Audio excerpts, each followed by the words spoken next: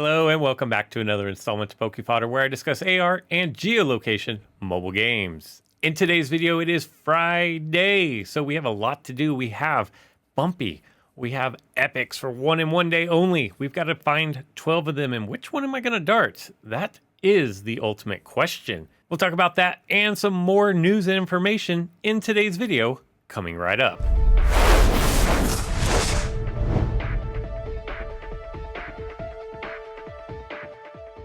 Yes, it is an exciting day in Jurassic World Alive. So much going on. It's the first real day of the new Apex raid boss. I did a video on that last night if you want to check it out for a strat on how to take it out. I will try to remember to put a link either here or here or here or here or anywhere, or you go this way or that way. Who knows? It'll be somewhere on the screen.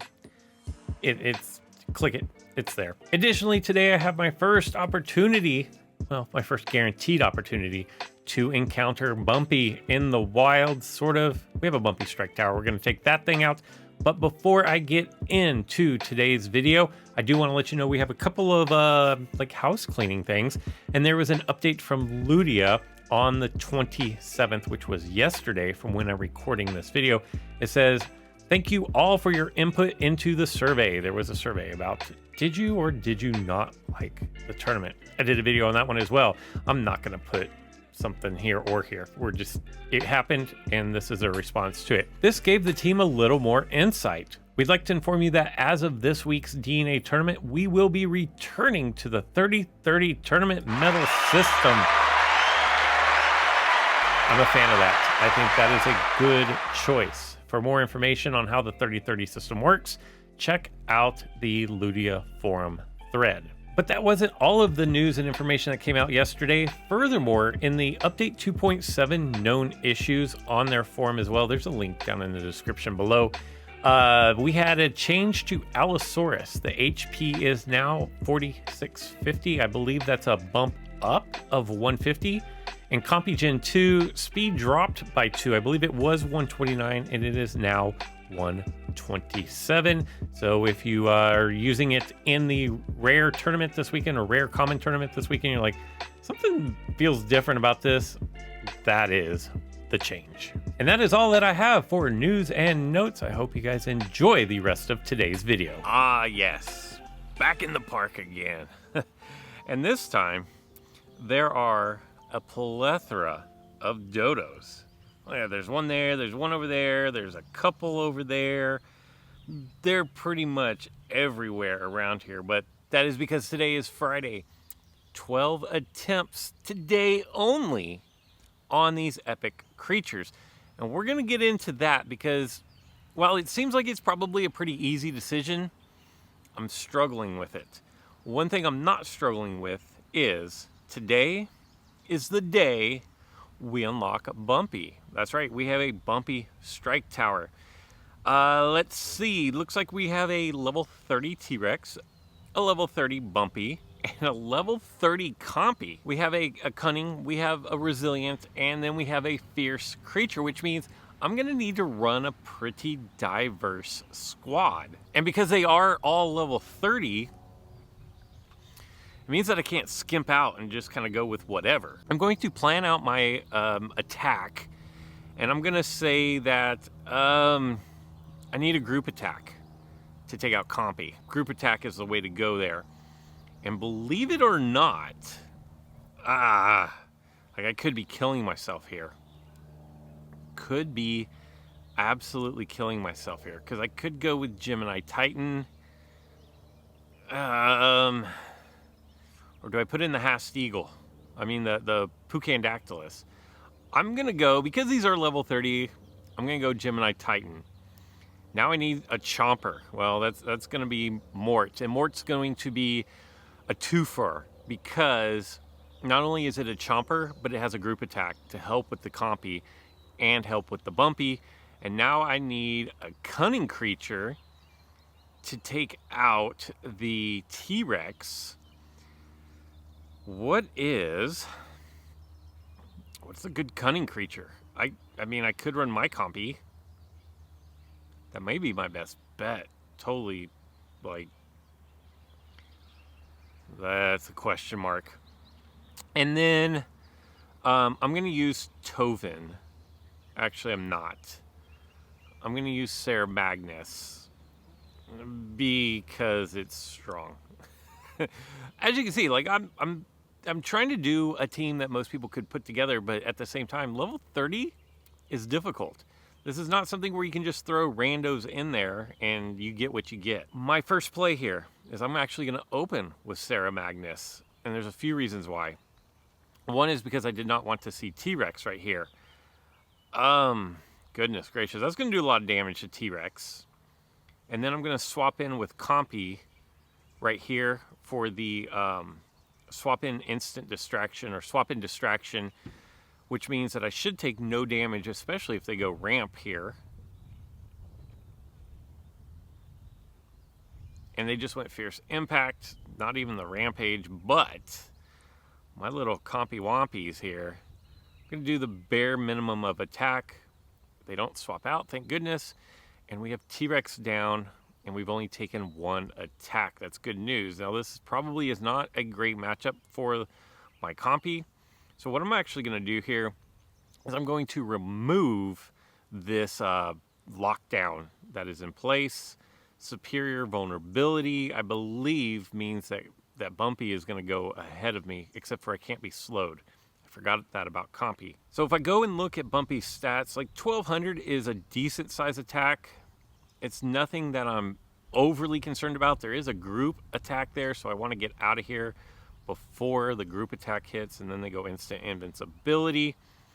You see this 5105 for HP on Bumpy that is now completely erased? That number will show up a lot on level 30s. Numerous creatures. Dracoceratops is going to be one of those creatures. I believe Thorodolosaur is one of those creatures. I'm pretty much, this is good to go here. Just going to do my group attacks until these compies go away. And here comes another group attack. And that is going to be the swap in for the KO. And we now have Bumpy on the squad. Another crit. Always like those. It's a good day to see those. I actually prefer not to crit when I'm doing my towers, because that means that I'm going to get less crits in the arena. But beggars can't be choosers. So here we go. Sir Bump-A-Lot.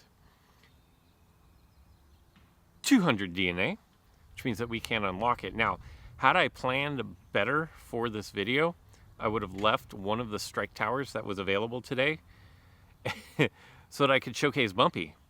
Unfortunately, your boy didn't do that, and nothing really spectacular right there. So let's unlock Bumpy and give it a look, see what it is that we're dealing with here. As we create the newest epic, that means that I'm down to just needing one creature to have them all unlocked again. So Bumpy, when you first unlock it, is 2020. Should have been 2021, right? They should have made that happen. 505 attack, 113 for the speed, 25% armor, 10% crit. We already know it has superior vulnerability. We know what that does. Instant invincibility taunt. We know what that one does. Group taunting shield impact. I feel like we know what that one is, but let's go over it just in case. For yourself, you're going to taunt lasting 1 turn. For your team, 50% shields for 2 attacks lasting 2 turns. And in a raid situation, you're going to target the highest damage attack for a 1x attack with a cooldown of 2. We do have a stunning alert, which is an alert move. Remember, secure and threatened are the 2 different variables here. When you are secure, which means your HP is over 1010, which is 50% of this particular creature, you're going to target the highest damage opponent for a 100% chance to stun. For yourself, you're unable to swap, lasting 2 turns. When you are in a threatened state, which means you're at 50% or less, you're also going to target the highest damage opponent, but you're only going to have a 33.4% chance to stun. And again, you're unable to swap for 2 turns. Resistances, 100% resistant to vulnerable, and 50% resistant to speed decrease. I'm going to have to actually put this thing into battle and check it out because I really know nothing about it. I don't know if its stats are good. I don't know if it makes it any different than any of the other ankylos that are in the game. So to be determined. I will definitely do a video on it, taking on this tower, or, you know, whenever we have another epic tournament coming up, that would be a good time to take a deeper dive. But for now, let's walk around and look at some of these epics. One thing that I do want to bring to your attention is be careful on days when epics are spawning at supply drops, because you see this Notopatosaurus out in the distance. It could very easily be mistaken for a creature that is just spawning at a supply drop. So make sure you're paying attention for that, because I'd hate for you to miss out on an epic. Now, we have a bit of a problem here because you can see that that is behind me, but you can see that there's woods behind me. I actually can't get to anywhere that I can dart the Notopatosaurus, which isn't the worst thing in the world. Notopatosaurus isn't the most amazing creature, but it's still an epic and still something I don't have maxed out on DNA, so it would be good to get. But I did want to bring you that PSA as to make sure when you see an epic, make sure it is actually at a supply drop and not just an epic that is spawned naturally. So you might be asking yourself, well, what is the dilemma for today? It's not even for this weekend, it's for today, because we do have just the one day in order to dart epics. And while it may not seem like a very difficult decision on the surface, I thought I knew which direction I was going. And then after thinking about it a little bit more, I'm not so sure, and I feel like maybe I need to pivot. Now, if you remember, the rule of thumb is when it comes to epic creatures or legendary creatures, or basically any creature, if you have a chance to dart something that is either exclusive or has exclusive DNA, that is what you go for. And neither one of these are exclusive, but that was a pretty good spawn right there with the T-Rex and then the Parasaurus. Not bad at all. So if we go by the rule of thumb, what we have today for 12 attempts is we have Acro. And Acro is like a local 3 spawn. You know, that's a pretty easy pass. And then you go over to Dakota Raptor. And Dakota Raptor is a local 2 night only spawn. So it's a little more rare. And then you go over to Dodo. And Dodo is going to be a park anytime spawn.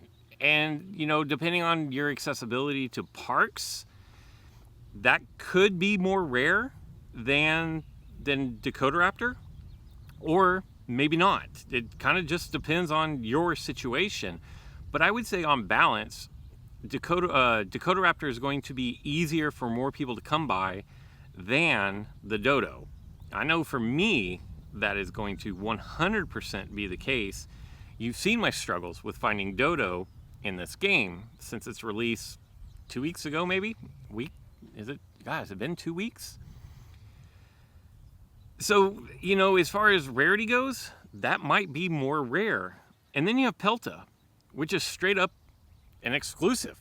Like, it doesn't spawn anywhere. Adding to the troubles is I was planning on taking my Dodo Sevia like as high as I possibly could. I've had a change of heart. I think I'm going to stop at 20, and I can dart Dodo Sevia tomorrow, Saturday. I would hope that I get 50 DNA out of that, which means, is there really any need for me to dart the Dodos? Maybe.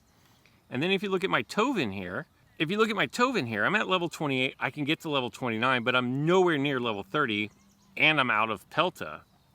So does it make more sense to dart Pelta? I'm torn and being attacked. Holy, wow. You don't understand how close those things were. So let me know in the comments below, what would you dart in this situation? Would you go, I think Acro is off the table. I'm pretty sure Dakota Raptor is off the table. Would you go with Dodo or would you go with Pelta? At the end of the day, Pelta was the ultimate winner. And while I'm like It was a really difficult decision to leave Dodo behind. But at the end of the day, I think it was the right decision to make, simply because there's bugs crawling on me as I'm trying to dart, but also because this is exclusive. Yes, Dodo is difficult to find, but it's not impossible. Pelta is impossible to find, and I'm getting right around 300 DNA per attempt. So over 12 attempts, that's almost 3,600 Pelta DNA. And 3,600 Pelta DNA is going to get me probably halfway towards level 30 for Tovin. So at the end of the day, when everything is said and done, when everything is counted, I think it's a pretty easy decision. At least for me it was. Hope you guys enjoyed this video. Let me know, what did you choose and what should I have chosen? That's all I've got for this one. So until next time.